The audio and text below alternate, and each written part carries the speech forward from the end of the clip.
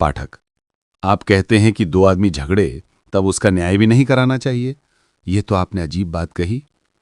संपादक, इसे अजीब कहिए या दूसरा कोई विशेषण लगाइए, पर बात सही है। आपकी शंका हमें वकील डॉक्टरों की पहचान कराती है।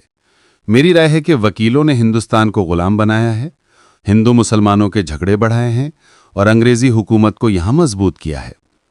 पाठक, ऐसे इल्जाम लगाना आसान है, लेकिन उन्हें साबित करना मुश्किल होगा। वकीलों के सिवाय दूसरा कौन हमें आज़ादी का मार्ग बताता? उनके सिवाय गरीबों का बचाव कौन करता? उनके सिवाय कौन हमें न्याय दिलाता? देखिए, स्व मनमोहन घोष ने कितनों को बचाया, खुद एक कौड़ी भी उन्होंने नहीं ली।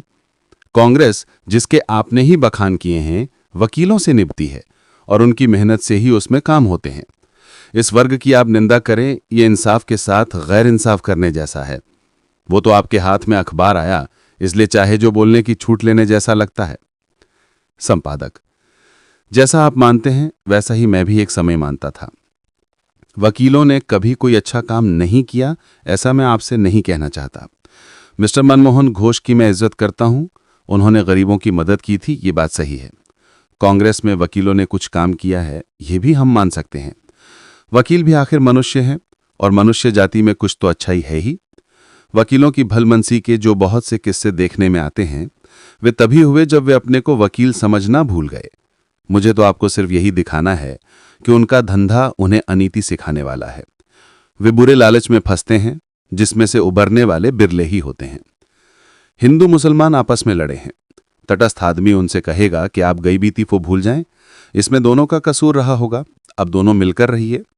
लेकिन वे वकील के पास जाते हैं।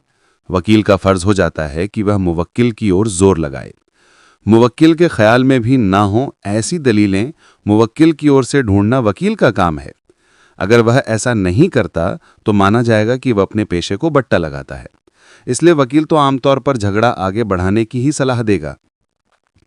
लोग दूसरों का दुख दूर करने के लिए नहीं, बल्कि पैसा पैदा करने के लिए वकील बनते हैं। वह एक कमाई का रास्ता है, इसलिए वकील का स्वार्थ झगड़ा बढ़ाने में है। वह तो मेरी जानी हुई बात है कि जब झगड़े होते हैं तब वकील खुश होते हैं। मुख्तार लोग भी वकील की जात के हैं। जहां झगड़े नहीं होते वहां भी वे झगड़े खड़े करते हैं। उनके दलाल जोंक की तरह गरीब लोगों से चिपकते हैं और उनका खून चूस लेते हैं। वह पेशा ऐसा है कि उसमें आदमियों को झगड़े के लिए बढ़ावा मिलता ही है। वकील लोग निठल्ले होते हैं। आलसी लोग ऐशो आराम करने के लिए वकील बनते हैं।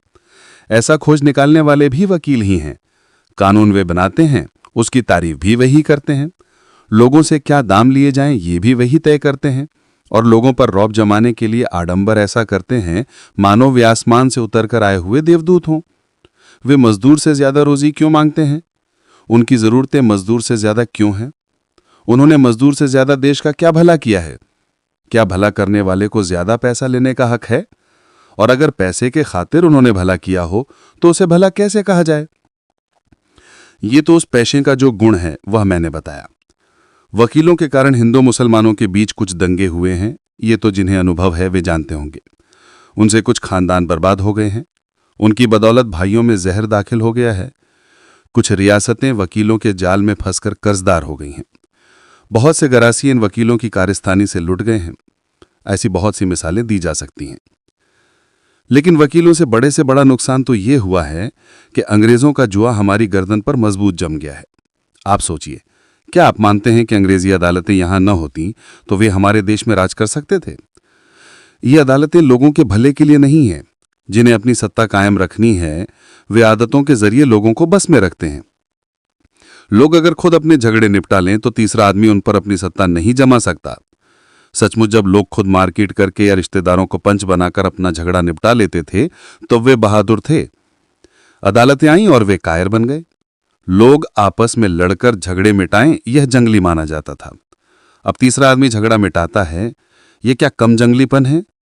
क्या कोई ऐसा कह सकेगा कि तीसरा आदमी जो फैसला देता है वो सही फैसला ही होता है? कौन सच्चा है ये दोनों पक्ष के लोग जानते हैं। हम भोलेपन में मान लेते हैं कि तीसरा आदमी हमसे पैसे लेकर हमारा इंसाफ करता है। इस बात को अलग रखें।